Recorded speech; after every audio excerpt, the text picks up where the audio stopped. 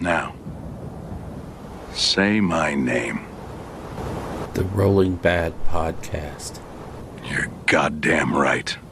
Coming to you almost live from the slaughter pits in Rio Rancho, New Mexico, it's the Rolling Bad Podcast. Episode number 144. We're gross. Oh, my God. Yeah. It's March 26th, and I'm your host, Bill, Blood for the Blood God, of course, Castello, and with me? All the way from the Bed, Bath, and Spa in The Rock, it's Joshua, I can't believe I love Lionel Johnson, alt. Oh, how far you've fallen. Oh, my God. But I know, you like that little pun there, but right. Wow, you, sir. Wow, I didn't expect that. Me either. You know what I didn't expect? 10th edition. 10th edition. Oh, we sat Lord. here and said, nope, ain't coming. And honestly, the person that was telling us this actually had some very valid points. Yep. And some very, it really did seem like 9th was going to be hammered into, a better thing. Mm-hmm, and then boom, we're going to get 10th. And it's going to shake the very foundation of everything, invalidating completely all your 9th stuff. Yeah. And, but honestly, I kind of like, from looking at those new cards or the unit sheets, if you will, whatever format they take, I kind of like that new format. It allows them to mess around with the weapon skill, ballistic skill per weapon, per user, rather than having to have all that special rule crap. Now, the universal special rules coming back. Oh, I don't know if I'm a fan. I don't know. I don't know if I'm a fan, but we saw how the stratagem bloat was killing 9th. Oh, yeah. And, so the big selling point for 10th is there's only 6 stratagems per faction. Blah. Okay, great. But now you're going to have USRs, Universal Special Rules, which is where you're going to put your bloat. Yep. And so you've literally moved the bloat from one place to another. I understand you need design space. Yes. But for the love of God, look at other games out there on the market and see how they handle it and go, hey, that's a good idea. Yeah. And just go that way. But evidently, this is GW and they know better than us. So they do. Shut up, noob. Well, I mean, the new formatting for, 40K is drawing it suspiciously close to like an AOS type thing. It's very interesting based on how those cards work, right? So I imagine there's going to be a lot of consternation in the future, or what's going to happen is that all those diehard 40K folks who said Age of Sigmar is just a horrible game are now going to be championing the same things that make Age of Sigmar a great game. Yeah, so. Exactly. Yeah. But it draws the two systems closer together, giving them their own separate identities still, but it draws them significantly closer together. And, we joked about that last show about like a core rule book for both games. And then all the differences are going to be in the books and the cards or the, unit sheets. Yep. And honestly, as they sort of pitch these things, we're seeing this convergence. I don't know if it's going to be 4th edition AOS that mirrors 40K. Yeah. Or if maybe we're looking at 11th and 5th or something. I don't know what their timeline looks like, but I can see where they're going to have a GW core rule book. And then everything is done by the codexes, battle tomes, and the individual data for the units. It would sure as hell spur sales, because if you know the game, you know the game. Yep. All you now have to learn is, okay, these units do this, and they're salamanders or they're, orcs that don't have guns, but they have hatchets. And, okay, it's just a thematic difference rather than this is a completely different structured game. Yeah. So to me, that would be a great thing. I don't know if anybody else agrees, but, the rules for ranged combat are literally ranged combat. It's period. I stand here, shoot you. The rules for melee can be simple enough that says we're adjacent, I beat you. Yeah. Movement is, none of these rule sets need to be different at the core. Correct. When you get to hey, this is what makes Dark Angels work. This is what makes Raven Guard work. This is what makes Seraphon, Caradron Overlords. Yeah, that's where you build in all your differences. Yeah. So, I don't know. It's a new frontier, for sure. It's a dream we have. Though they are doing some great updates to old models. Terminators are coming back, looking a lot better now. Oh my, to be honest, the Terminators really don't look different. They just look bigger. And I love the idea of they can be Primaris or Firstborn. It doesn't matter. They're just beefier. Yeah. And it doesn't invalidate your old Termies. Nope. In any way, shape, or form. But the new models just look so good. And of course, now with the way they're cutting sprues and the way they're cutting parts, they're going to be so much more customizable. Yeah. Yeah, yay, Terminators. Yeah, we'll see how good they are carrying into 10th edition now. So that'll be this summer, I think is what they're saying. Yeah, this is summer. In one fell swoop, in the span of a month, absolutely everything you have is going to be invalidated. Mm-hmm. The rules are going to be free. Yep.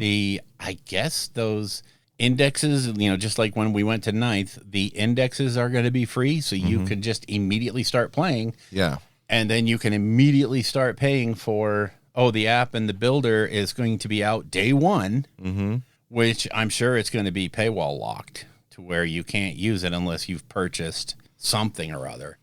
And then, of course, as each codex comes out, I'm sure it's going to be behind a paywall because they're not going to let you actually enjoy the game that you've already spent thousands of dollars on for free.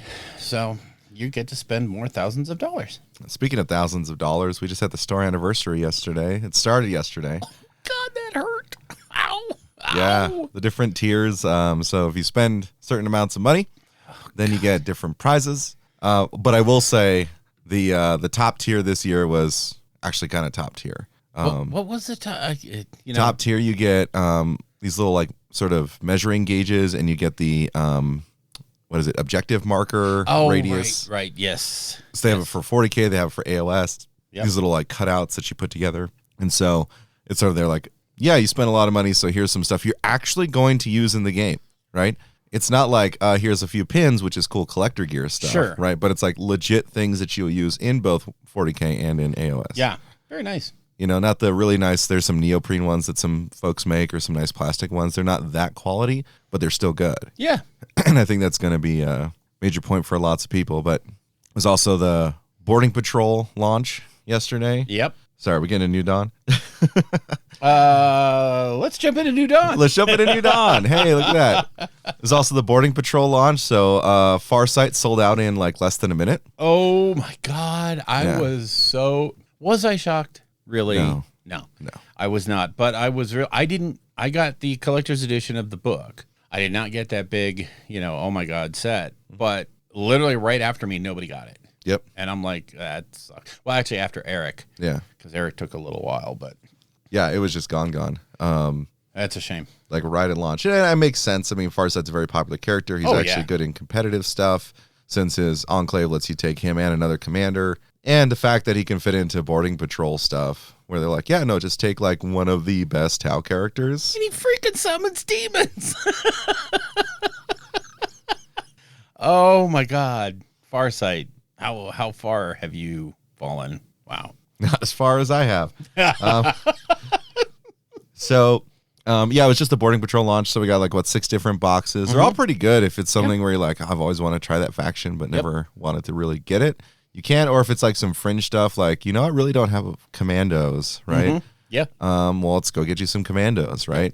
So you can get Snickrot, and then they got the other stuff was kind of more generic, right? Except for the Grey Knight guy. But that's a good box if you like Grey Knights. Very, very good box. So all in all, it's a decent little release yesterday. Also, just on the shelves themselves, Blades of Khorne, Heat Knights of Slaanesh. Oh boy! And we'll be, of course, covering the Path to Glory for Blades of Khorne today. Yes. Sorry we didn't say that in the intro, but you probably got that from what Bill said. Yes. But big discussion this week is we had Adepticon. Yes, we did. Still today. Yeah, it's the announcements that came on. What was it, Wednesday in our time frame, in our time zone? Yeah. So what's the big AOS stuff? Oh, wow. I think these are 2 grand alliances that are close to Bill's heart. Yeah. Death. We got the Death reveals. Super Shock, not Flesh Eater Chords. Me too. OBR was like, yeah, there it is. And then they go to the Russian vampire lady, and I was like, what? Wow. Yeah, it was so weird. Soul Blight and OBR. I understand OBR. Yep. Because even after the White Dwarf fixes, they need a hand. Soul Blight, of course, like you said, is a second or it's a 2.0 book that was written right at the tail end. So it had a lot of third concept, 3.0 concepts, but I just thought Flesh Eaters would get, I don't know. Okay. Whatever. Maybe they just didn't have the production room for it, or they want to do something different. They want to pivot FEC somewhere. Maybe, maybe that'll be the one that's, closer to the transition, right? Unless they become the big bad in the next edition. Could be. But yeah, so OBR got the Mortison Os Effector. Looks like a OBR model, doing cool stuff. Yep.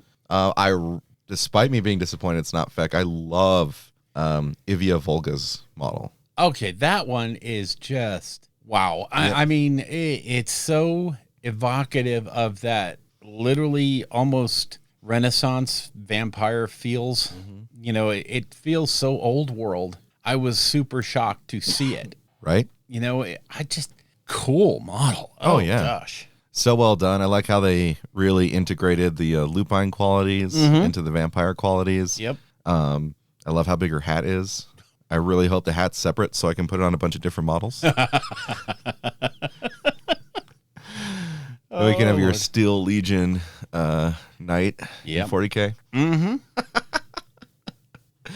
Oh, man. Yeah, and of course the accompanying battle tomes with that. And then one thing Bill's, I think, is really disappointed in the other reveal for AOS. Oh, yeah. Yeah. Total letdown. So, yeah, big deal. Seraphon are coming out. Oh, my God. Oh, my Lord. At least 6 different new models or 5 different new models. Didn't touch the core of Skinks, but you have another Saurus Scar veteran, this time on an Agrodon. The Agrodons are a new thing because you also have Agrodon Lancers, cavalry guys. I imagine those are going to work together. It's going to be Cav in the same way that, like OBR has the cavalry and then the cavalry leaders. Yep. So the Croxagore in plastic, thank you freaking Jesus. And Croxagore war spawned, so take your Croxagore and hit him with steroids. Yeah. So, oh my gosh. And then, of course, the whole thing is going to be done with a Seraphon army box that's going to get you a bunch of the new stuff. Yeah, so the army box had the new Froggy, like the, not Croak, but... Yep, the new Star Priest. Yeah, the other Froggy. And you're going to have the little skinks on the... I don't even know what kind of dinosaur that would be related to. But they're tinier dinosaurs, and then you're going to have the new Saurus Warriors in that release box, along with the Battle Tome itself. So they're coming hard on Seraphon. Those Agrodons are really interesting. I feel like they're really sort of trying to round out that middle range of dinosaur rider type models, because that's a really popular concept. They had to do something to replace the cold ones, because the cold ones were all either metal or the bad resin from before Failcast. So, well, I imagine those are still going to be around as like units you can take, but they're like your smaller riders. So you have like light cav with the cold ones and the skinks on the other ones. Yep. And then you get into your heavy cav with the Agrodon Lancers, and which looks like a large Velociraptor kind of thing. Yeah. Right? Though the way they did the glow up on the Scar veteran, that dude is jacked. Oh, God. Dang. I was like, holy crap, because the old one has like this tiny little waist and skinny legs. Yeah. This dude is here to show up to fight. It's almost like a Croxagore on, not a Scar vet. The Crocs are probably a really big one. And we also know from just stuff that they've put on Warcom that we are going to get new Sallies too in the future. So, thank God. My goodness, it feels like they're really breathing new life into the range, which maybe they're doing that with Flesh Eater Courts, and that's why it's taking so long. Could be. It could be. So. Probably the best AOS reveal from Adepticon, the thing that probably stopped the show, was the Cities of Sigma. I'm sorry, what? Cities of what? Oh, Sigma. Oh, yeah. Oh, my God. I mean, I guess if you're like a Warhammer fantasy like stan, and it's like your favorite thing ever was just this really weird looking old armor. Yeah. It was like fantasy renaissance. Yeah. Your boys are here. Not too much for me in that, I'm going to say. Mordheim players rejoice. You're getting new models. Other than that, That was a yawner for me. Yeah, the only thing about Seraphon is it says coming summer. 10th edition 40K says coming summer. I imagine we're probably going to either get Seraphon just before to give AOS something to breathe on, because literally summer through autumn is going to be nothing but 40K releases. Just get used to the idea. It's an edition change.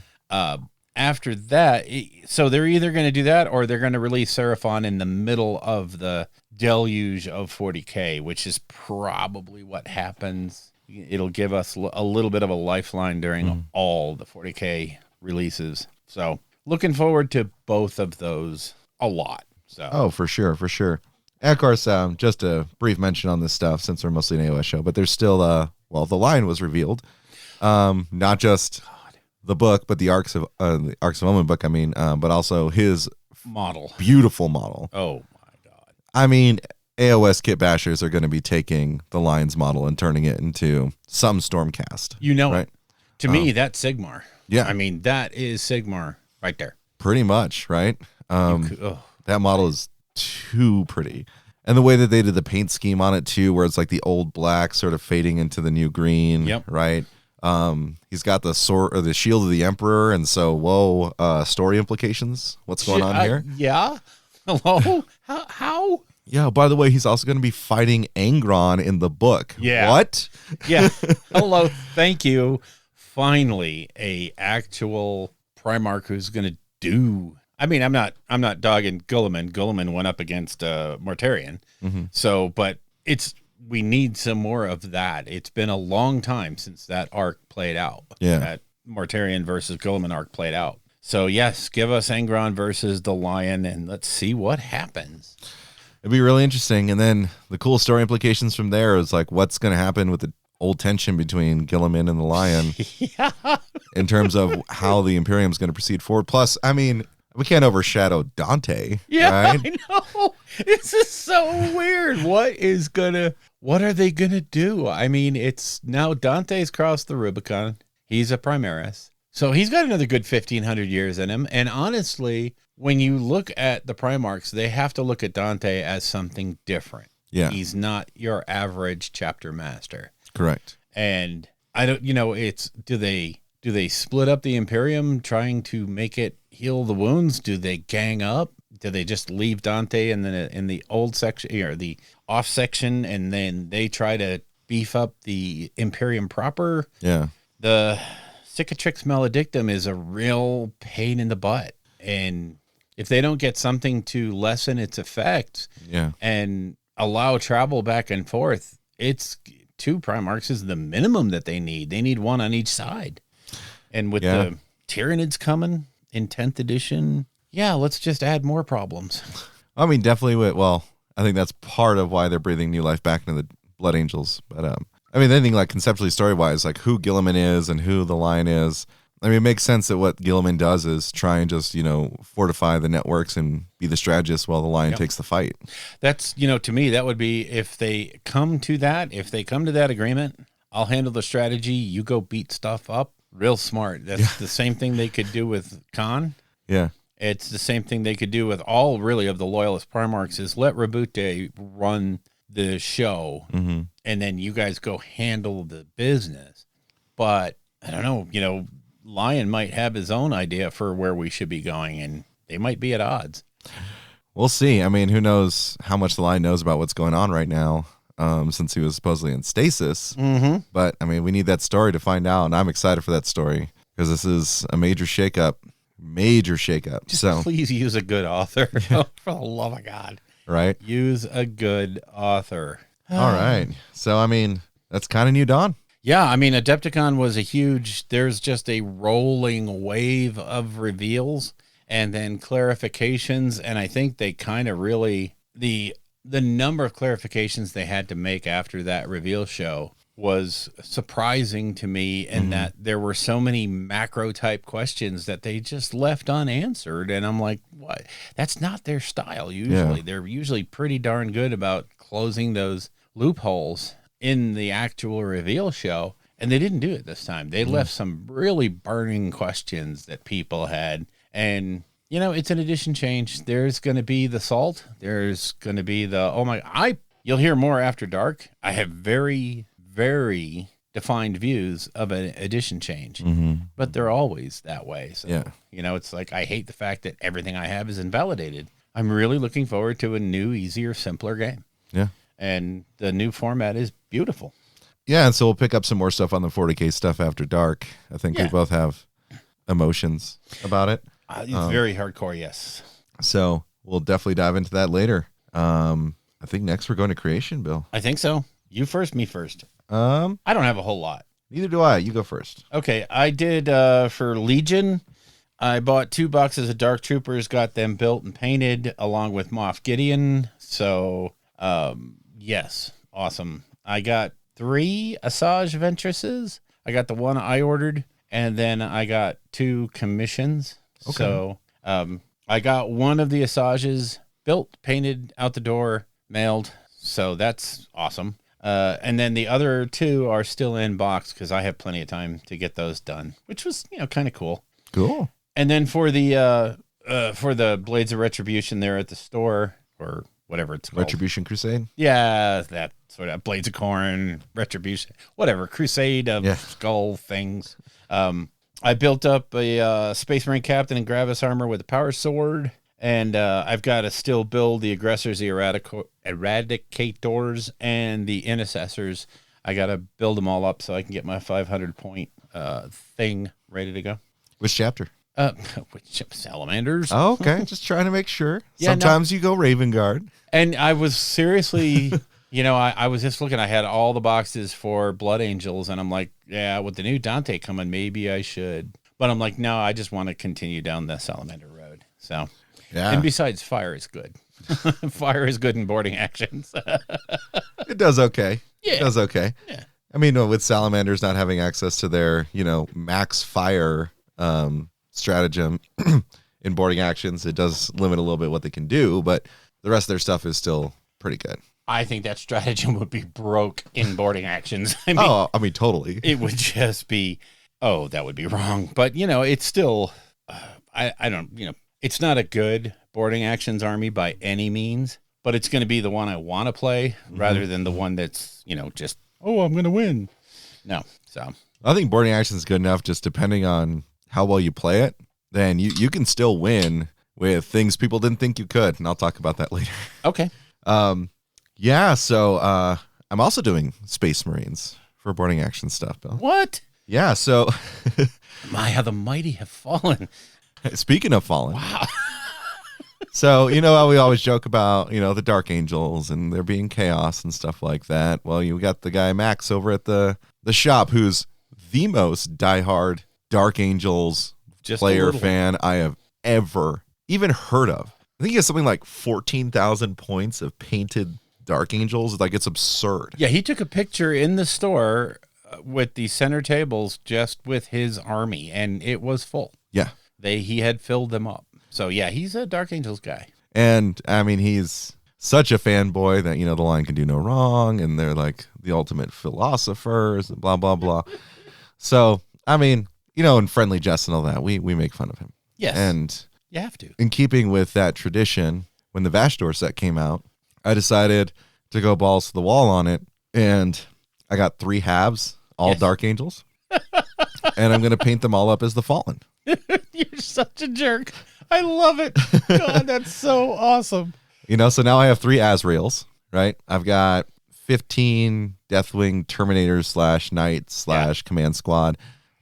Because it's the boarding action, I'm not going to do like the gamey, I'm going to play the best Dark Angels, army there is.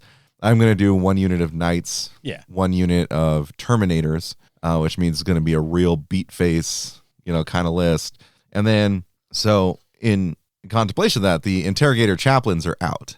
So I was like, it's more fun making my own. Yeah. And so I did a test run on building one. So I took the Primaris Chaplain. There's a lot of like story background to this that I could talk about in After Dark, but roughly speaking, they're like, I attached them to the Adeptus Litigatus. They prosecute the wars, taking justice places, but secretly they're fallen. bunch of lawyer jokes just baked into this. I'm telling you, folks. So the interrogator chaplain, I took the scroll from the Kyric Acolytes, the one that holds it up. Oh, yeah. And I have him holding up like he's holding up, essentially like with the Zinchian symbols, like these are your crimes. Yes. Right? I like it. Then I took his Absolver bolt pistol and attached a combi plasma. Did a test paint up, and he looks great. I mean, I really love the paint scheme of it. It's like 30K Dark Angels, right? So you've got the black and the red. Some metallics, not a ton, and then the dingy cloaks, and it was a fun paint, nice and conversion. But my one I'm going to do for the Retribution campaign is I'm going to convert Malgan Ra into an interrogator chaplain. I like that with the power fist, baby. Cool. Oh yeah. So for the up close personal justice. Oh yeah. So I built in I built in primed 5 Deathwing Terminators, and I painted 1. Okay. My own personal aesthetic, I'm going to always build them as Deathwing Knights because they look cooler. Okay. I'll just make sure that the leader of them has the Thunder Hammer, so you know that, hey, guys, that's... he's the boss. He's the boss, and that's how you know it's a Deathwing Terminator squad as opposed to a Knight squad, even though the rest of them have those maces because it only gives you 1 Thunder Hammer. Then I painted one of my Exalted 8-bound last night. Nice. Trying to get my paint scheme's pretty set for my World Eaters, but I was just testing it out, trying to get the flesh tones to work out. I think they ended up working pretty good so far. Still have some layers to work on it. But okay. And that's what I did for painting stuff. Nice. Creation this last couple weeks. Very nice. Shall we jump into creation? Jump out of creation into battle? Which is actually what I said. I think you misheard me. Shall we jump into battle? I said it in the French. That's what. Yes, you silly man. Why don't you start off? Because mine has nothing to do with GW. All right. So I played 2 games this last week. Actually 3. I forgot to put one on here. Oh. So I did another boarding action with my Demons of Nurgle versus the Leagues of Votan. That was short. But I didn't even mean it as fun. Oh, goodness, Bill. So it was the second in the series of missions that we're doing for the Herald of Misery. There's the cool part about this is that one thing in the Herald of Misery is so fun. You had the White Dwarf, and you cut out the little pieces, the ship comes to life. Right? Yeah. And these little tiles you put down on the map, and they flip over in different intervals. Right. Some of the things you can attack them in order to get additional points. Depending on the map, some things hurt you, some things slow you, some things stop you from doing actions, right? So and the thing is, they're all shuffled and randomized. Right. It's a really cool addition to the board. Has a little Necromunda-y feel to me. Yeah. Because it makes it kind of narrative. So, the Leagues of Votan I went up against, they had 5 of the Chthonian Berserks, 10 of the Warriors, and then they had the Ironheart Champion with Hammer. And that was, Votan's kind of expensive. So that's what they were able to fit in, right? Yeah. So Votan goes first. No, I go first. Sorry. The first turn is really just kind of try and set stage, right? Opening some doors, getting ready to move on, because the game really picks up in turns 2 and 3. Sure. So turn 2, I had left my Beast of Nurgle in, the warp, and I deep struck him in. And he made his 9-inch charge into the Einhir Champion. Christ. And so I charge him in. Roll 6 dice, right? I get 2 6s, so that's instantly 4 mortal wounds. Jeez. I miss on the others, and I was like, I'll spend a command point because I'm command point heavy. Roll another 6, and I was like, well, that's 6 mortal wounds. All right, he's dead. Oh, God. Yeah, and so, that happened. And then the Beast of Nurgle, any unit that it got to, it demolished it. It just brutalized him. Yeah, they were just lifted off the board. I'm sorry. This is how it goes. The Berserks made mincemeat of a couple 5-man Plaguebearer units, which they should. I just use them as sort of roadblocks. Sure. And they did incidental damage. I ended up killing 2 of the Berserks with them. Yeah. Cool. Took that game by I don't know how many points. But the thing is, the demon save is just something else. Yeah. The demon save is brutal. Yeah. Because if you can't, there's nothing you can do. It's got AP4. That's nice. I don't care. Yeah. It's not a thing. I don't care. Yeah. That's a fun word to use, AP, right? Yeah. So it was great. Then I played 2 Necromunda games last week. Uh-oh. So one of them was Squats versus Goliath. So I was playing against Ed. I wasn't going to play the first time. I wasn't going to be able to get my special, undead Yeah. gang painted up in time. So I was like, I'll just take squats. No one else is playing him. So I play the game, and it's this thing where he's assaulting a base of mine. He has to essentially run dudes past me and off the board. Oh, right? shit. He has to get a certain number off the board to get a certain number of points to win. Well, squats aren't fast, but they are hella shooty. Yeah. So he played a card that got him 2 extra juves, essentially, right? Yeah. That had friends on collars that he could control. I killed 6 of his gangers Oh, God. by the time the game was over, right? Oh, my God. I think I had like 2 of them running away. He got this special guy who's a stimmer who's like a melee monster, and he has infiltrate, so he pops up, right? Like in my base. But the way that Ed positioned him, and I was like, I think I can get a flame template over there. Oh, God. So I walked my leader over, hand flamer, instantly caught fire. So for 5 rounds, he was on fire, running into everything. God damn. Oh, my Lord. What a letdown of a game. Right? Oh, God. Then talk about rapid fire meltas in... Yeah. Oh, Lord. That's because you have access to that when you're playing Votan. And so I was just deleting anyone that got close to him. I had good cover, like heavy cover in positioning, because the squats are short. Sure. So most of my stuff's covered up. Yeah. But the sheer number of shots from the bolters was just like oppressive, right? So, I mean, he got no one off the board Jesus. by the end of it. The poor man. Does he still play Necromunda? Yeah, I think it is. Though I'm probably banned from playing new players with the squats.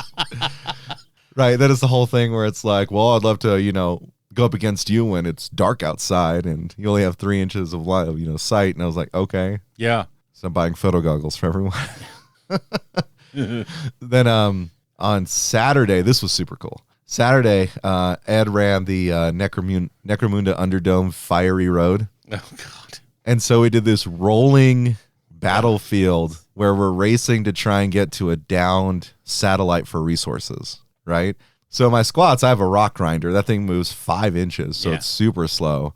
I think the other Josh, he's playing the Enforcers, so he took Torox, which he called Lawbringer 1. Then someone was playing Gene Stealer Cult with 3 bikes. Ooh. And then the other player was using Ed's Goliath Maulers because they didn't paint up their vehicles in time. Oops. And it was a mandatory paint event. Yeah. So, I mean, I was super slow, right? And I didn't build this for a race, right? Like, I didn't think, conceptually when I'm making my rock grinder, it's going to be a racing rock grinder. Yeah. In my mind, it was going to be on a battlefield. And what's good for that? A heavy flamer. Right. So it's made to tank around and just torch everything. Well, I could only do so much. I mean, I was very conservative. I was thinking, like, how would a dwarf play, right? Practical, straightforward. Sure. I wasn't trying to pull any, like, crazy tricks. Like, everyone was trying to ram each other and shoot each other. And let them kill each other and then just pick off the pieces. It got down to all the Gene Stealer bikers were eliminated. The Torox... Oh, this was glorious. There's so many crazy moments in there. Like, one Gene Stealer Cult biker with a hand flamer caused critical damage to the Torox and blew off the grenade launcher. Oh my God. It was wacky. Like, the Necromunda vehicle rules are wacky and fun. Just so fun. Then the Torox at the very end tries to gun it through the land like a minefield. And Ed had randomized the types of mines that were there. There were duds, there was frag, crack, and 2 melta. Oh, God. And so he, I'm going up and just very conservatively, like, you could flame the mines. Yeah. Or shoot the mines if you're lucky, but the flamethrower auto hits it, so I was just triggering mines. And so, picking off a mine, and then he's like, I'm just going to, power through it, because you could gun it. Exactly. Because you could pedal to the metal and go 3 times your movement in one direction. No, like, pivoting. Yeah. And the first mine he hits was a freaking melta. Oh, God. Now, it didn't destroy him, but it caused him to lose control and pivot, and he crashed into, like, a tire wall that Ed had set out, and then took the last points of his hull damage and blew up. That poor dude. Oh, my God. One of the maulers died. The whole time we're getting shot at by the waste nomads. Yeah. And then I'm over here like just very slowly like hitting the mines with the flamer. I hit one of the Melta mines. Oh God. But of course I'm outside of the 5-inch template range, right? Yeah. So boom, boom. And then the one of the Goliath Maulers who survived got across the field first, right? But I was gonna get there eventually. Yeah. So I got second place in that. It was just a wacky fun time. Cool. 5 boards of just rolling terrain. I love it. And that's what I think that's really what the rules were meant for. So that's so cool. Oh, I love it. What'd you do, Bill? Ed's got such a great, just before we go, Ed's got such a big brain when it comes to making really fun scenarios like that, you know, that are just off the hook, good time. You don't care if you lose because the good time was had by all. So major props to Ed. So my big gaming thing was last Saturday was the scheduled 12-hour. We're going to play Battletech in a empty storefront. Yeah. One of the players in the group is a commercial real estate guy, and his company controls several strip malls. Okay. And so he literally can just pick and choose, and he has the keys and the access to these empty stores. And some of them have, some of them, the owners just left everything. The one that we used had a lot of tables because it was an old pottery sort of place. Okay. So it had sinks, bathrooms, the whole 9 yards. It was actually really nice. But the best part was it had a bunch of tables, and it had a side room with a closed door so that we could keep the 2 generals out of our business. I'll go into a lot more detail in After Dark, but suffice to say that it was scheduled from noon to midnight. We actually didn't get going until about 2:00 because a couple of guys ran real late. They had family things to do. Okay, no problem. We got going. We started the game off, and it became quickly apparent that at the size of the game we were playing, the generals literally had nothing to do after they gave orders, and then we would all have to resolve the turn before they could have any more interaction. Super boring for them, actually. The other game we played was a lot quicker, and there was a lot. So about 4:00 or so, we took a break for dinner to try to figure out what to do, and I came up with this idea of what we need is satellites. And just sort of hashed out this idea of each satellite will give you like 25%. You'll have 8. Each general will have 8 satellites. Each one of them will give you 25% for verifiable information. The idea we came up with was using our iPhones or phones, and depending on how many satellites were in our sector, there's 3 sectors, only 8, so you're not going to get... You could have perfect information on 2 and nothing on 1. You could split up whatever you want. But we used our phones to take pictures of the board. Okay. And then vignetted them by those percentages. So if he had 50% coverage, we blurted out 50%. It gave them a lot more flexibility because we're texting them pictures of the battlefield, and they're like, that's not what I meant. So it made it a lot more fun. We actually ended up not closing the doors until about 2:30, 3:00 in the morning. Oh, wow. To get the whole game in, but it was over the top good. I'll cover it a lot more in After Dark. There was literally a regiment on each side. So there was over 300 mechs on the different tables. Oh, my God. And I only had 16. One guy had 32, and he was getting his turns done at about the same time I was. So, yeah, he's just good. Oh, wow.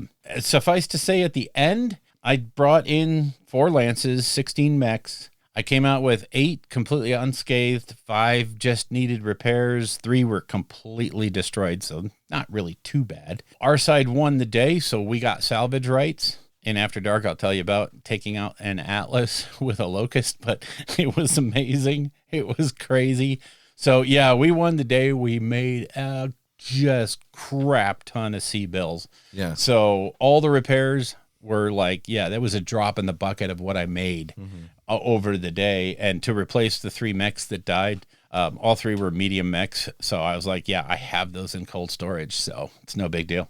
It was actually a huge, big day for me. A couple of other guys on my side didn't fare so well. They got pretty much mauled. But it was for our side, it was a really good, the Inner Sphere side, it was a really good day. And Yeah, we took a big lead in the ongoing campaign. That's so cool. Big lead. Cover more of that in After Dark, and a couple of interestingly anecdotal, funny stories that happened along the way. Nice. Yeah, I didn't like I said, I'm still building my my force for the campaign. So, we'll just have some fun with that and paint up some stuff green and see what happens. Yeah, that's how you paint salamanders, right? So It's pretty much just, here's the green. Oh, black shoulder pads. Okay, whatever.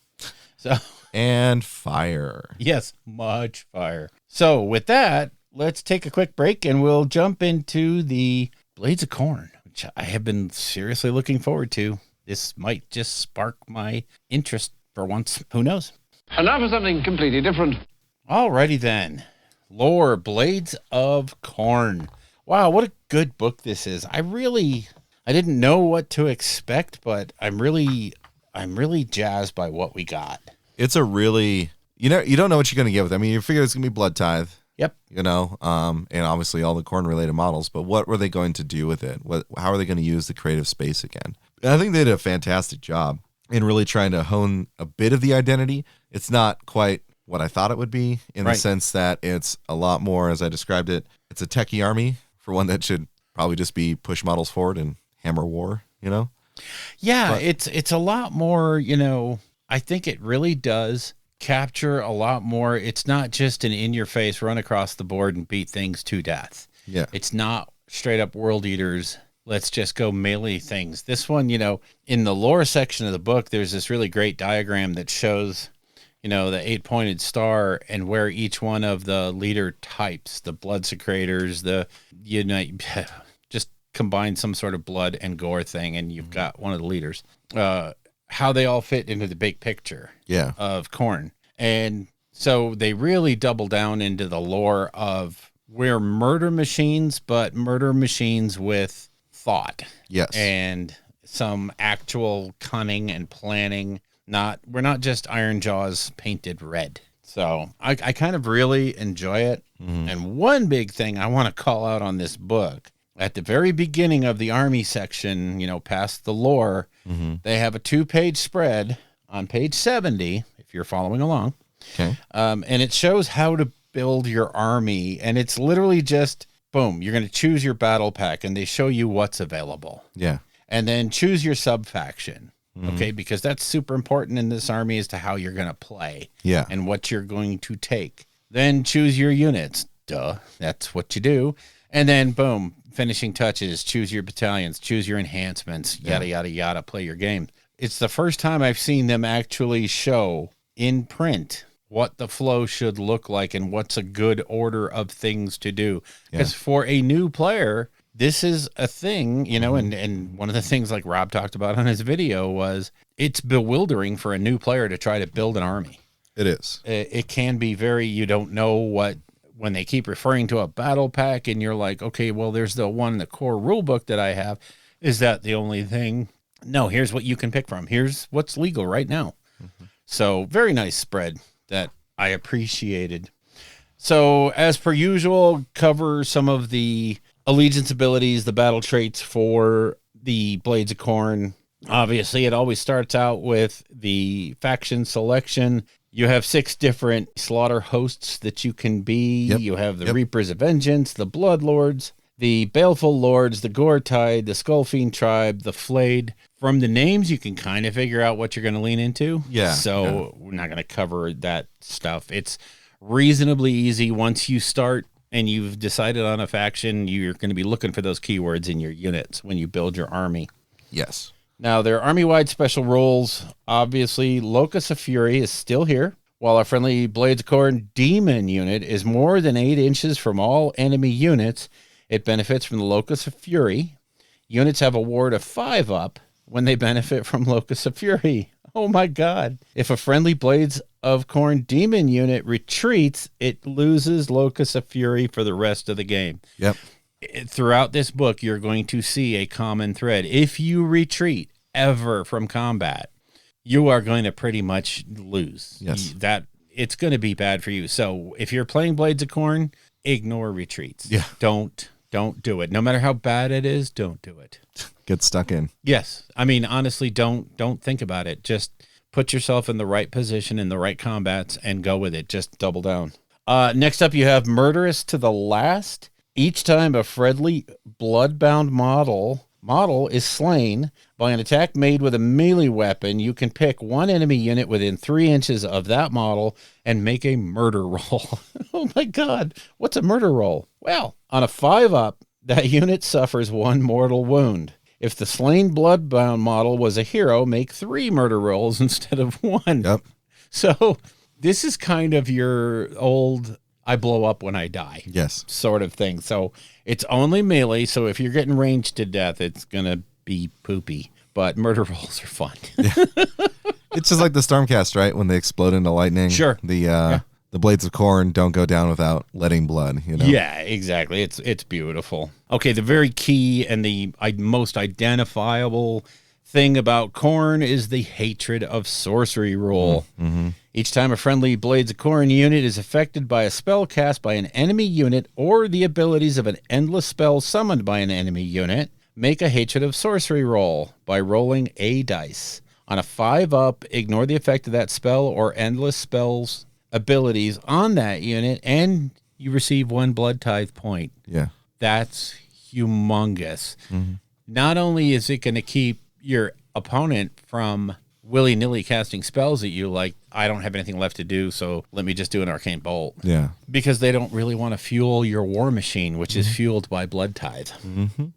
So Legions of Chaos is their other special rule. It allows them to use coalition units, which are not allies, but they're sort of allies, but don't worry about it. It's only going to come up in list building. It's really weird. So 2 in every 4 units in the army can be coalition from the Slaves to Darkness faction that has Mark of Chaos or Khorne keywords. So you can take your STD book and sort of fold it into here, which makes perfect thematic sense because that's how you get some of the other units that you don't have access to that are kind of standard Khorne units. Yeah. So, and it allows you to take them. It says right here, coalition units are ignored when determining if the units in the army are from a single faction. A coalition unit cannot be your general. Yeah. So it just literally says you can take Slaves to Darkness and not screw up your army building. Mm-hmm. Thank you. And then, of course, you have the Blood Tithe rules. When commanding a Blades of Khorne army, you earn Blood Tithe points and spend them to use Blood Tithe rewards listed below and to summon units. Very key thing here, Blood Tithe does both. It's going to give you some serious benefits, as well as allow you to do summoning. Okay. You begin the battle with 0 Blood Tithe points. Each time a unit is destroyed, you earn 1 Blood Tithe point. A unit, anybody's. It doesn't say unit. your unit, my unit, anybody's. Once at the end of each hero phase, you can spend your Blood Tithe points on one of the Blood Tithe reward abilities from the table below. Not going to sit there and go over each one of these because some of them are very, very cool. Some of them are, whatever. But basically, also they call out Rising Hatred and Slaughter Triumphant can be picked multiple times in the same battle and they become cumulative. So Rising Hatred is you add 1 to the Hatred of Sorcery rolls until the end of the battle. So your 5-up becomes a 4-up.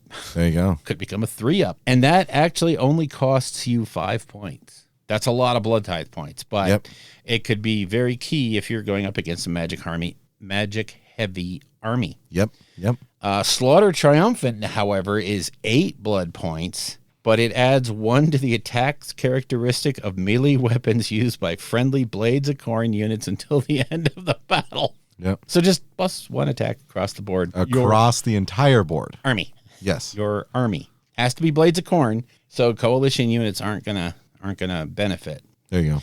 But still, it's big. And then for one blood point, you can have up to 3 different friendly Blades of Khorne units more than 3 inches away from all enemy units can make a move of D6. They can finish this move within 3 inches of enemy units. Woo. That could be super, super strong at the right point of the game. Yep. There's 8 different Blood Tithe reward abilities that you can use once at the end of the hero phase. You can only use 1 of these per hero phase, so they're very situational and they're very you'll have to apply them correctly to the point of the game you're at. Very techy. Yep. And if you have blood tithe points left over at the end of your movement phase, you can summon 1 unit from the list on the right. So just to give you an idea what the summoning looks like, 5 Flesh Hounds, 1 Blood Master costs 3 points, each one. So a unit of 5 Flesh Hounds is 3, a Blood Master is 3, a Skullmaster Herald is 4, Herald of Khorne on Blood Throne is 5. That's reasonable. Mm-hmm. All the way up to 10, where you get a Wrath of Khorne Bloodthirster, a Bloodthirster of Inset Rage, or a Bloodthirster of Unfettered Fury for 10 points. Yeah. Just add a Bloodthirster. Oh, boy. Yeah. So good stuff. Definitely. Those are the army-wide kind of special rules. That sets the stage for our path to glory. Yeah. They have some interesting enhancements and stuff throughout, Yes. Just corny type things like being able to return blood letters or being able to fight first or, all that kind of stuff that just sort of, fall in line there. Nothing that like stands out as like, why did you write this? There's none of them now that are going to be like game breakers. There's no more auto takes. Yeah. You pick what you need for your army. And like, again, I'm going to keep calling back to that thing at the very beginning where it shows you the flow chart kind of how to build your army. Mm-hmm. And look for those keywords, look for those synergies. They've made it a little bit easier in this book. Mad props to them for helping the new players, like we said last show. Yeah. Should be a thing. It's like they knew we were going to talk about it. It's weird, isn't it? Right? Okay, so in the Path to Glory realm, again, this is a very strong army on the table, so you're not going to see a Path to Glory that's over the top. It's not like the last couple we've done. Yeah. So this one, the main role is fueled by bloodlust. In step 2 of the Aftermath sequence, when making a casualty roll for Blades of Khorne Demon unit, if you want a major or minor victory, you half the number of dice you roll for that casualty roll rounding down. However, if you did not win the battle, double the number of dice you roll. You got to win, people. Yeah. You've got to win. Losing is its own reward. Khorne is fickle. Oh, yeah. If the blood's not flowing, you ain't doing it right. So that is a very strong ability. It's going to keep, I don't know, just to me, if you like lose 2 games in a row, you're pretty much going to be out of it. Yeah. It's very painful, but it's very thematic too. So next up you have, well, why don't you take it, the Trial of Skulls? So Trial of Skulls here, this is your Khorne stuff, really kind of flowing in. This is where you get your theme, that kind of stuff. So during a Path to Glory campaign, you keep track of how many skulls your warlord has claimed for Khorne in the notes section of your order of battle. This tally begins at 0 and increases by 1 each time an enemy model is slain by an attack made by your warlord or by an ability used by your warlord. Each model. Yeah. Right? And that's how you collect skulls, right? You kill something with a skull, and then you take the skull from the thing you killed, right? So it makes sense. It's what right? you do. Yeah. Yeah. So each time the number of skulls your warlord has claimed reaches a multiple of 8, 8, 16, 24, 32, right? You get a roll on the reward table. And so you have a modifier to this, so it's based off of your renown. So you have less than 20 renown, it's a -2 modifier. Yeah, that's 20 to 34, -1. 35 to 49, 0. 50 to 64, +1. 65 to 87, +2. 88 plus is +3. That sounds like a lot of renown that you need, Josh. Yes. Yes, it is. But the rewards of Khorne are significant. Yes, they are. So 0 to 2, Khorne cares not. So you roll 2d6, you get a 0 to 2. If you get a 0, tell me how you did it. I want to know. You have the -2. I know. Yeah. Aside from the modifiers. I rolled a 0 on 2 dice. If you get a 3 to 4, you receive d6 glory points. All right. That's good. I like it. 5 to 6, each unit on your order of battle gains d3 renown points. Wait, what? Yeah. Okay. Just get renown. Just each unit on your order of battle. Jesus Christ. Not each unit that participated in the last battle. No, it's right? your order of battle. Woo boy.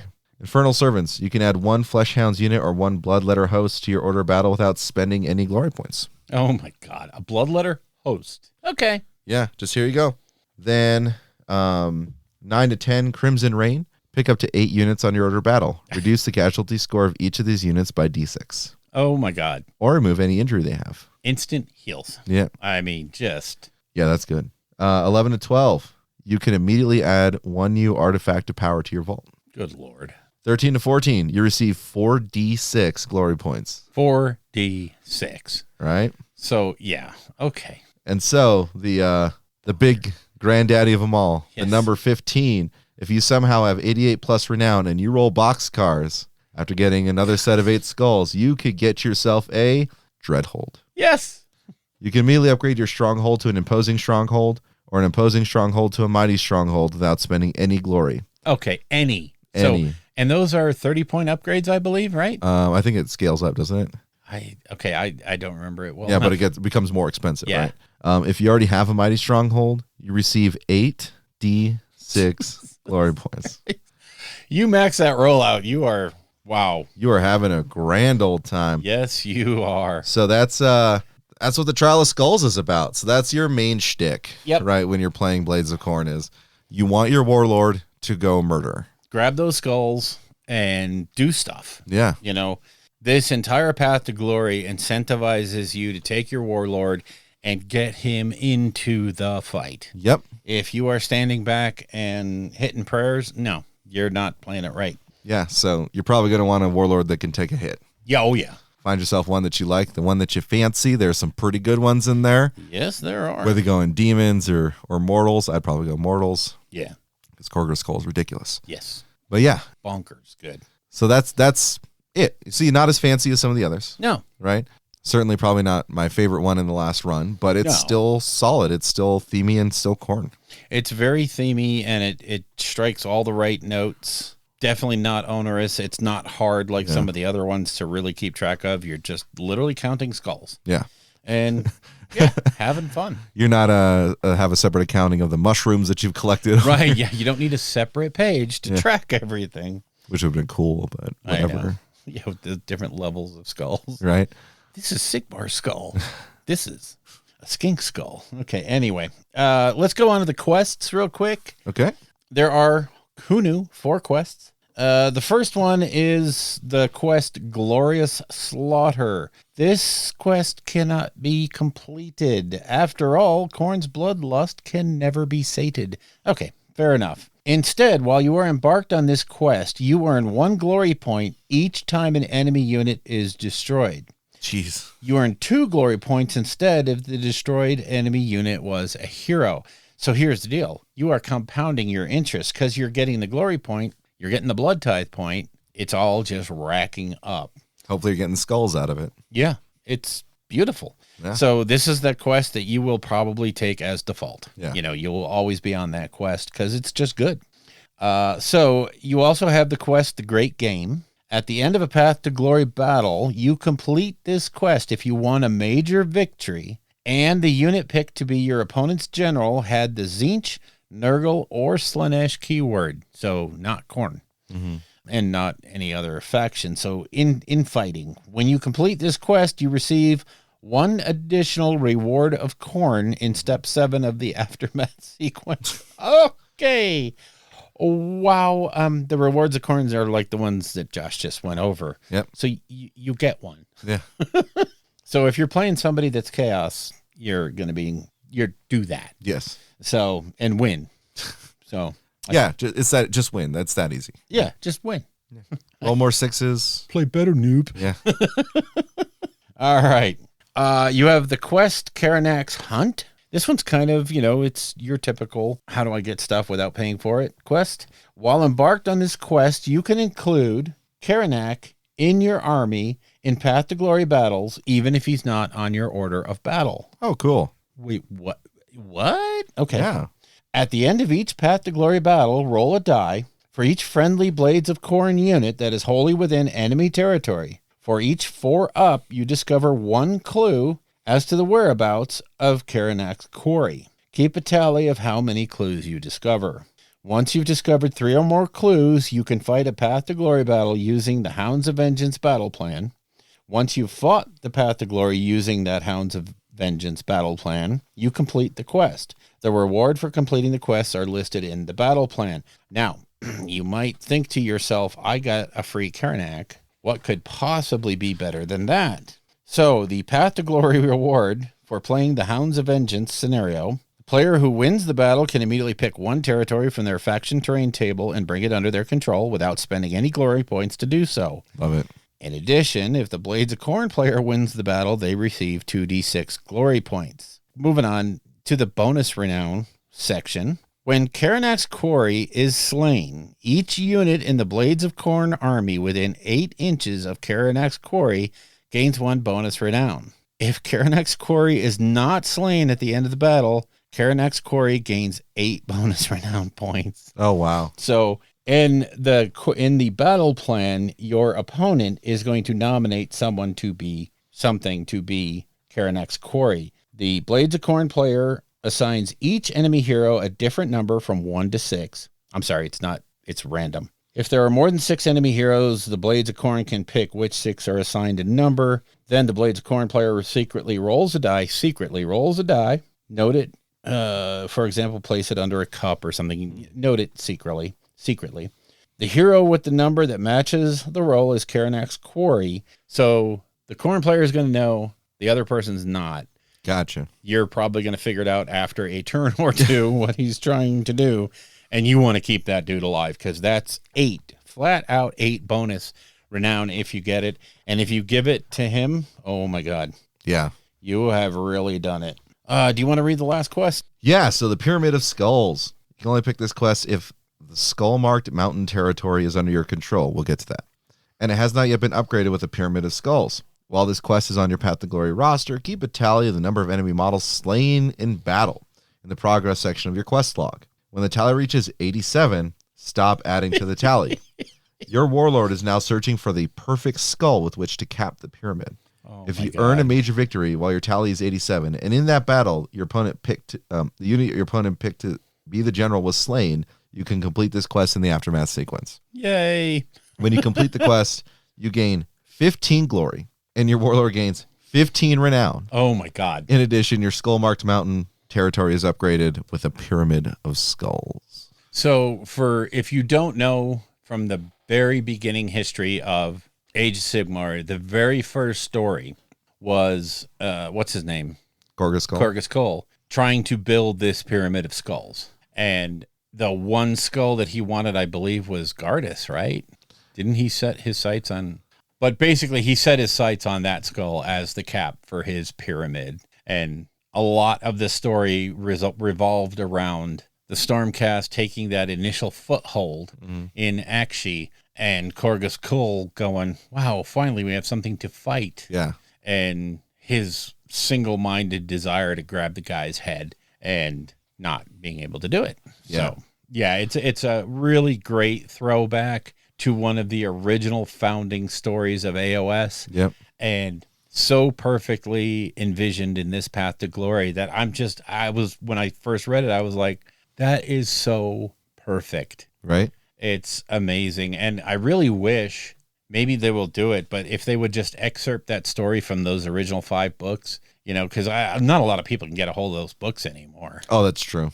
But it was some really great lore of, that first initial Stormcast touchdown on Akshi was just such a great story. It was so well done, and how everything was just going absolutely wrong. Yeah. And then this one group of some of the last humans that Chaos hadn't wiped off the face of the realm were just like, thank you, Stormcast people. You're really cool. Yep. Was it Vandus Hammerhead? No. Yeah, it's just such a great throwback to that original story. And now you get to be Gorgas Kull, and you get to build your Pyramid of Skulls, and you get to choose whose head you take. So I love that. I just love that.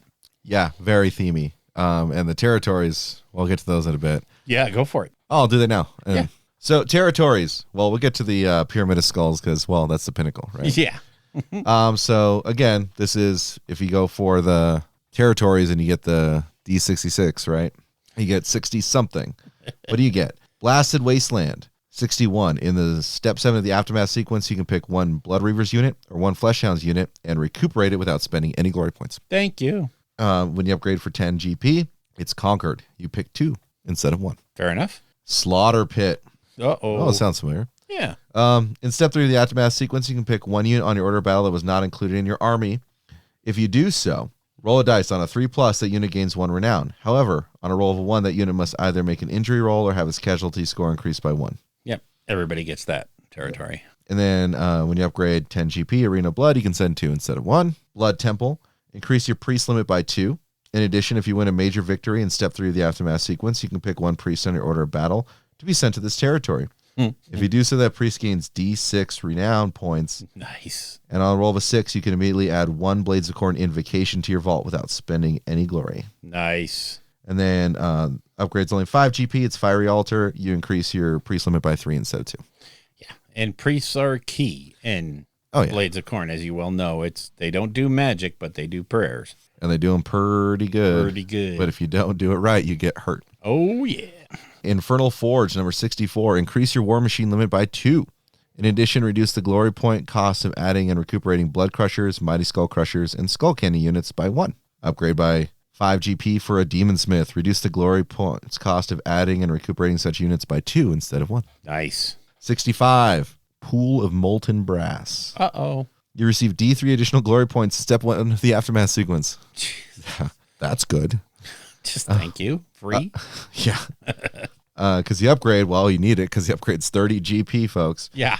Brass Monolith. In addition, when fighting a battle against another Path to Glory army, add 1 to the Hatred of Sorcery rolls. Oh, God. You can never have more than 1 territory of this type that has been upgraded. That would be bonkers. But, yeah, hi. You know, a 4-up spell Ignore that you can upgrade with Blood Tithe in battle. Jesus. Oh, boy. And the big one, 66. Skullmarked Mountain. Why is that quest so important, Bill? I don't know why. Well, first off, it has no abilities when you start out, Oh, right? lame. You can never have more than 1 territory of this type. It has no effect until it's upgraded. It is upgraded by completing the Pyramid of Skulls quest. Oh, it ties into the quest. Okay. Yeah.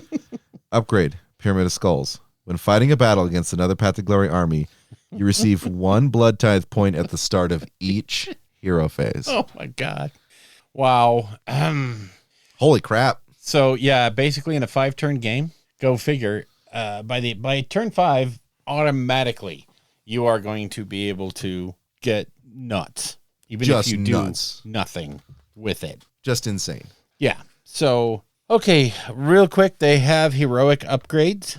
So basically, you can take a Herald of Khorne on Blood Throne and turn it into a Bloodmaster Herald of Khorne, 30 renown and 6 glory. That's expensive. Isn't it the opposite way? No. Oh, it's the opposite way. Yes, it's you take your Bloodmaster Herald of Khorne and turn it into a Herald on Blood Throne. Sorry, I got that completely backwards. I was like, why would you take it off the throne? Yeah, why would you be? This is how bad the throne is in the book, guys. Like, they want you to take the guy off of it. Take him off. Okay. We didn't feel like writing that war scroll. Okay. Wow. Okay. You can also take your Bloodmaster Herald of Khorne and for 25 points and 4 glory, turn it into a Skullmaster Herald of Khorne. You can take a Mighty Lord of Khorne or Exalted Deathbringer and turn it into a Lord of Khorne on Juggernaut for 25 renown and 3 glory. You can take an Exalted Deathbringer and just turn it into a Mighty Lord of Khorne for 20 renown and 4 glory. And last but not least, you can take an Aspiring Deathbringer, turn it into an Exalted Deathbringer for 15 and 3. So not bad. Nice little upgrade paths for all of your basic heroes that you're going to want to start the game with. Again, a Khorne army is going to be a hero-heavy army. Oh, yeah. It's Hero Hammer through and through. Yeah, because you need them to be whipping your guys into frenzies, to be shooting prayers out, to be doing all kinds of things. In your list building, be sure to look at the heroes and figure out which ones work well. Well, that's actually just a quick aside. We don't usually touch on the match play rules. Right. But it's kind of built into that where you have the Gore Chosen battalion now, where you can take, like, how many heroes? 8, I think. It's ridiculous. I think it's like a 1-drop with an extra enhancement. It's a really interesting. Yeah, you can take up to 8 Gore Chosen. Yeah. Gore Chosen are the heroes. Yes, right? Gore Chosen are heroes, and you can take 8 of them. Yeah, 5 mandatory up to 8. That's just wacky, right? But they all have like interacting abilities and stuff, and they can buff each other, right? And sometimes buff other units. But as we know, like, all the heroes of Khorne are trying to obtain Khorne's favor, so they like to go hard for themselves. Sure. But like, that's just thematically, it's in even the match play rules. Yeah. That it's Hero Hammer time. And you're going to want to do that core battalion simply because the bonuses are, of course, it becomes a 1-drop battalion. And it's literally, there's nothing else but the 8 heroes. But also you get the extra enhancement for that. So it's a very good one to have in your hip pocket. So all in all, we didn't cover the veteran abilities because, again, these are split up. Blades of Khorne veteran abilities. So the Edge of the Axe. This unit can use the veteran ability once per battle in your hero phase. If it does so, it can make a normal move in that hero phase. Another theme that you will see in the Blades of Khorne army is a lot of moving in the hero phase. Rune-etched weapons is this unit can use veteran ability once per battle when picked to fight in the combat phase. If it does so, improve the rend characteristic of the unit's melee weapon by 1 until the end of the phase. It's improving the rend characteristic. So this is going to take all those things that ignore rend 1 and invalidate those. So you'll get your rend. Love it. Love it. Merciless Killers. Unit can use the veteran ability once per battle in the combat phase. After this unit has fought for the first time in the phase, it can fight again. If it does so, the unit can fight a second time in the phase, but strike last applies. Okay. That's a really good ability. I'm hip. Yeah. Next up is Reapers of Blood. Unit can use it once at the start of any phase. If it does so, you earn 1 additional blood tithe point each time an enemy unit is destroyed by attacks made by that unit in this phase. Super good if you are set up correctly and you can get 1 or 2 units. That's going to be a huge boon to your blood tithe pool. Go Down Fighting is bloodbound only. This unit can use veteran ability once per battle at the start of any phase. If it does so, make 1 additional murder roll each time a model from this unit is slain in that phase. Awesome. And keep in mind, murder rolls are only against melee. Seething Hatred. This is the last one. It's Bloodletter Host only. This unit can use veteran ability once per battle at the start of your hero phase. If it does so, you can return D6 slain units to that unit. Yeah. So Bloodletters are going to be your bread and butter. So be prepared to build and paint a lot of them. Yeah. Contrast is a beautiful thing. And there's a cheat out there if you want to make really good looking bloodletters that are the kind of typical red that you normally see, the red and black. Basically hit them with any kind of primer you want, light, either white or neutral gray, airbrush them pink, or just spray can, rattle can them pink, and then use the red contrast. It gives a really deep, vibrant red, and then you can like dry brush the black if you like, and it's super quick and simple. So, and they're bloodletters. You're going to be doing 60. You're going to be doing quite a few of them. Yeah, you're going to want quite a bit of them, especially with how they summon in and everything. Yeah. And so even if you start with just Bloodbound on the board, yep, you're going to want to make sure that you have bloodletters to summon. Yeah. And doggies. Let's be frank. Yeah, doggos. Yeah. Doggos are big. They're one of the cheapest things to summon, 3 blood tithe for 5, which is great because then they turn into a mulch unit, you know, which is going to get you more blood tithe in the end. Either they kill something or they die. Yeah. And that's either what way. they do. And you almost want them to die. You want your screens to die. So I don't know. It's fun. Tons of fun.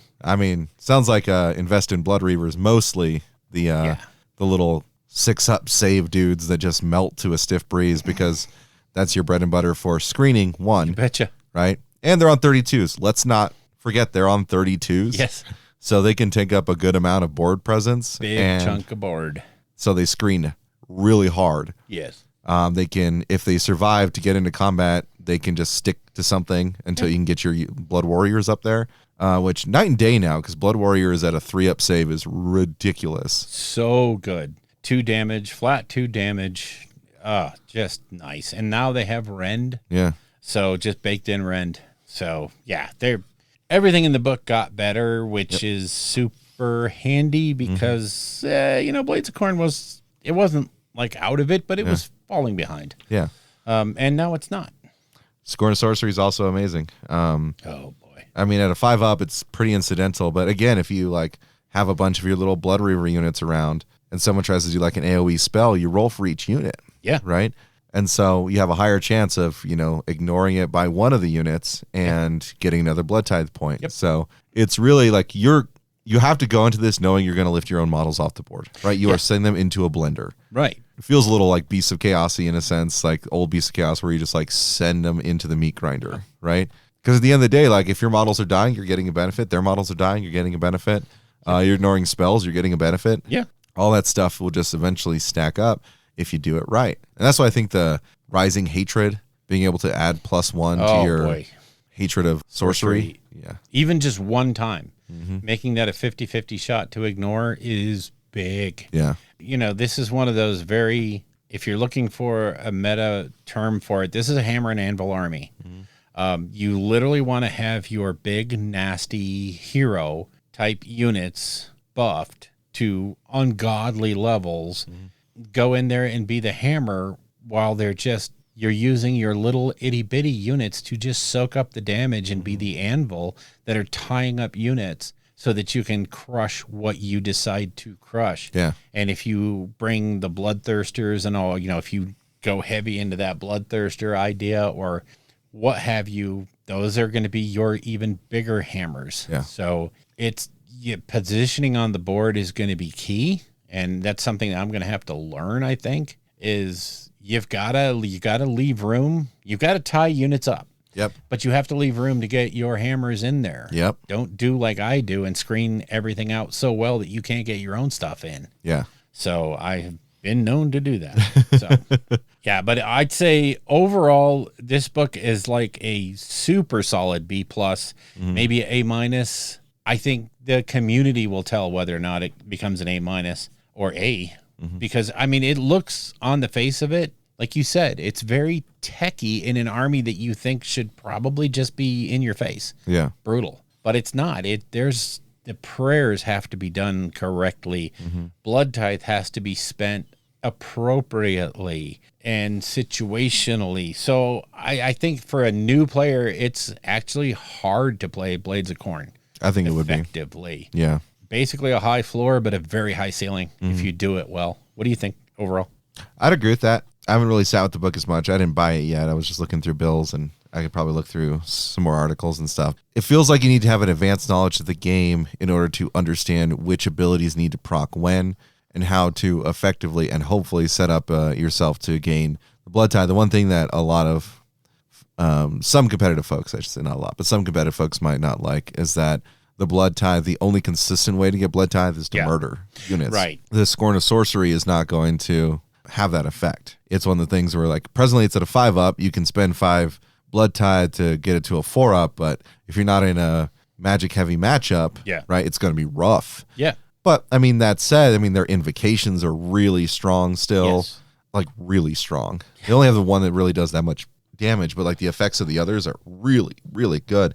And they're straight up beautiful models. The invocations are, I just want them for terrain, frankly, but they're beautiful. They are really nice. And I think that once you can get a handle on it, once you realize that you're going to have to paint a ton of blood reavers and bloodletters, that if you can sit through that, and if you have the patience to, frankly, just get good at knowing how to use it, this is going to be well worth your time. Because it's not Iron Jaws. It's not Unga Bunga, push models forward and smash, right? And if you happen to hit an anvil that's, you know, harder than your smash, you're done. Yeah. These are going to have like nuance to them, right? There's going to be a lot of play.